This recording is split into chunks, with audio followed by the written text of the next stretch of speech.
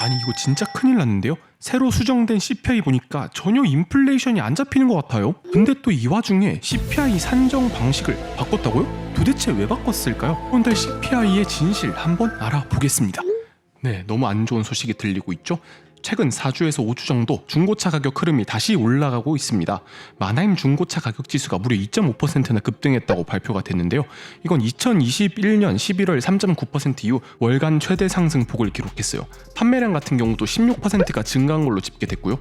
그리고 또 문제가 있죠. 유가도 최근 4일 동안 연속 오르면서 8% 가까이 올랐더라고요. 파란색 그래프가 CPI에 반영되는 에너지 값이면 점선은 리테일되는 가솔린 가격입니다. 거의 이 점선을 따라갔던 걸로 보아 예전 같은 엄청난 유가 디스인플레이션을 보기는 어려지고 심하면 반등이 나올 수도 있을 거라고 추산할 수가 있겠죠. 게다가 또 불난집에 기름을 붓는다고 러시아는 원유 감축을 선언합니다. 최근에 러시아 원유 가격 상한제를 실시했어요. 러시아 원유 같은 경우는 1배럴에 $60 이상 못 팔도록 정해놨어요. 이제 러시아 입장에서는 기가 차는 거죠. 야, 니네가 뭔데? 하고 러시아 생산량의 무려 5%를 감축해버립니다. 물론 세계 수요량에 비하면 이게 0.5%라는 작은 수치지만 만약 경기 침체가 안 온다면 중국 리오프닝 등으로 인해 글로벌 원유 수요가 계속해서 증가 추세를 타겠죠?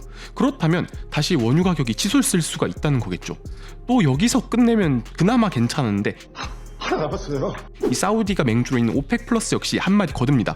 러시아 감산을 메우기 위한 증산을 고려하지 않는다. 야, 러시아 잘 줄였다. 좀 안타까운 뉴스죠. 계속해서 중국 공장이 재개한다고 하는데 산유국들 입장에서는 현재 유가만 유지해줘도 떼돈을 벌 수 있거든요. 그렇게 러시아가 경제 제재를 많이 받았어도 올해 영국보다 경제 성장률이 더 높습니다. 게다가 노르웨이, 카타르, 사우디 같은 산유국들은 말 그대로 초호황을 누리고 있어요. 물론 그들 입장도 이해가 안 되는 거 아닙니다. 여름에 뭐 팥빙수집 한철 장사하는 거 알지만 개인적으로는 좀 안타깝다고 느껴지네요. 그리고 또 심상치 않은 신호가 포착되고 있어요. 다시 반등하는 경기 선행 지표인 바로 닥터코프입니다. 22년 7월선이 저점이었는데 어느덧 30% 이상 오는 9,500선을 달성했어요. 이게 참 분위기가 심상치 않은 게요. 원유 가격과 구리 가격은 거의 같이 가는 성질이 있어요. 그래프 보시면 움직임이 상당히 유사합니다. 그런데 구리 가격이 먼저 튀어 올랐다? 그럼 원유 역시 다시 튀어 오를 수 있다는 말이 되겠죠. 또 안타까운 소식들이 많이 들리고 있어요. 미시간대 소비자 심리 지수와 기대 지수가 모두 반등을 했습니다. 물론 이게 어떻게 보면 좋은 지표 발표일 수도 있어요. 왜냐? 침체가 없이 호황을 이어갈 수 있다는 증거가 되면서도 다른 한편으로는 소비가 이렇게 강한데 아까 말했던 것처럼 인플레이션이 잡힐까라는 걱정이 계속되는 거죠. 실제로 이런 불안함이 기대 인플레이션 수치에 그대로 반영이 되었습니다. 1년 인플레이션 기대치가 3.9%에서 4.2%까지 다시 반등을 시작했어요. 그리고 최근에 시장을 가장 크게 놀라게 한 요소는 바로 노동통계국의 CPI 수정이었어요. 기존에 발표했던 11월, 12월 근원 CPI를 예절 조정 요소를 넣어서 다시 계산을 해봤더니 야, 이거 잘 나왔다고 시장 난리가 났었는데 영 잘 나온 게 아니었어요. 지금 보시는 그래프는 코어 CPI 그래프인데 분홍막대가 기존의 결과값이고 파란색이 이번에 수정된 결과값인데 최근 3개월만 보면 아주 처참해요. 그러니까 예상보다 CPI가 잘 잡히지 않았다가 되는 거죠. 월가에선 이런 불안감이 퍼지게 되는 겁니다. 야, CPI 이거 안 잡히는 거 아니야? 사실 그동안에 CPI가 잡힌다고 온갖 설레발은 다 쳤었잖아요. 뭐 연착륙 온다, 걱정하지 말라, 뭐 이런 소리까지 들렸는데 와, 이거 보니까 아직은 모른다가 되는 거예요. 그런데 또 이런 상황을 예상이라도 한 걸까요? 백악관이 개입한 걸까요?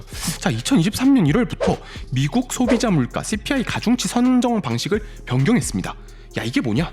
요새 시장이 너무 빠르게 변화하다 보니까 기존 가중치를 원래 2년마다 업데이트를 해줬어요. 그런데 이 2년 주기를 1년으로 줄였다는 겁니다. 어떻게 줄였냐면 상품과 내구재 반영 비율은 올리고 서비스 같은 경우는 반영 비율을 줄였습니다. 왜 그랬을까요? 잘 보시면 미국 CPI 품목별 비중에 서비스가 61%, 상품이 39%거든요. 그런데 문제는 상품 물가는 많이 떨어졌는데 서비스 물가는 끈적끈적하게 계속 유지되고 있다는 게 진짜 문제였어요. 여기서 한 가지 추론을 해볼 수가 있겠죠. 이 통계를 바꾼 이유, 그러니까 상품의 비중을 올리고 서비스의 비중을 떨어뜨린 이유는 결국 이 CPI 수치를 좀 낮게 보이려고 조정을 했을 것이다 라는 킹리적 가심이 드는 거죠. 야, 인플레가 안 잡히니까 그냥 통계 기준을 바꿔버리는. 물론 미국만 이런 건 아니고 우리나라 통계청뿐 아니라 전 세계에서 지금 소비자 물가지수 기준을 고무줄 마냥 자기들이 원하는 수치를 얻기 위해 미세 조정에 들어간다고 하는데 이게 사실상 조삼모사가 아닌가 싶어요. 뭐 인플레 수치가 낮게 나오면 투자자 입장에서는 좋긴 한데 뭐랄까요, 이 정치권의 권력이 참 무섭구나라는 생각이 들긴 합니다. 맛대로 통계를 바꿔버린다. 야, 대단해요. 어쨌든 본론으로 들어와서 서비스 물가, 이 61%에 해당되는 서비스 물가 다시 보시면 이 물가가 안 떨어지는 이유가 있어요. 서비스라는 건 쉽게 말하면 노동시장의 임금과도 같아요. 그런데 지금 노동시장이 어떤가요? 완전 불타오르고 있죠. 1월에 신규 고용 51만 개로 갑자기 서프라이즈. 경제는 너무 강하다. 한번 빈엿을 날려주더니 실업률은 3.4%라는 70년간 역대 최저 실업률을 찍어버리고 말았으니까요. 그리고 서비스 안에 가장 큰 게 또 남아있죠. 바로 주거비입니다. 이 주거비가 진짜 끔찍해요. CPI에 반영되는 주거비 같은 경우는 미친 듯이 올라가고 있어요. 당연히 실제 주거비는 꽤나 많이 떨어진 상태입니다. 이 주거비를 가장 정확하게 보여주는 진로우 렌트 인덱스 같은 경우는 딱 2022년 1분기 정점을 찍고 급락 중이죠. 거의 1년이 다 돼갈 겁니다. 그리고 미국 주택 임대 계약 기간 보시면은 대부분이 12개월, 그러니까 1년이에요. 이게 아마 2022년 1분기부터 떨어졌으니까 2023년 1분기에는 이게 반영이 되면서 CPI가 급락을 할 것이다 라고 기대를 하고 있는 상황이고요.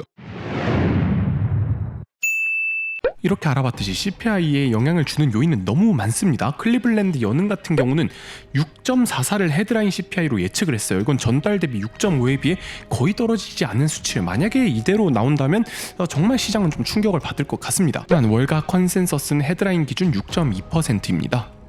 사실 역사적으로 기준을 변경했을 때 첫 달은 대부분 예상치보다 높았다고 하는데 만약에 예상치인 6.2%만 맞춰줘도 시장은 상당히 환호를 할 것으로 보여요. 지금 CPI에 대한 두려움 때문에 최근 나스닥이 거의 5% 정도 조정을 받았었거든요.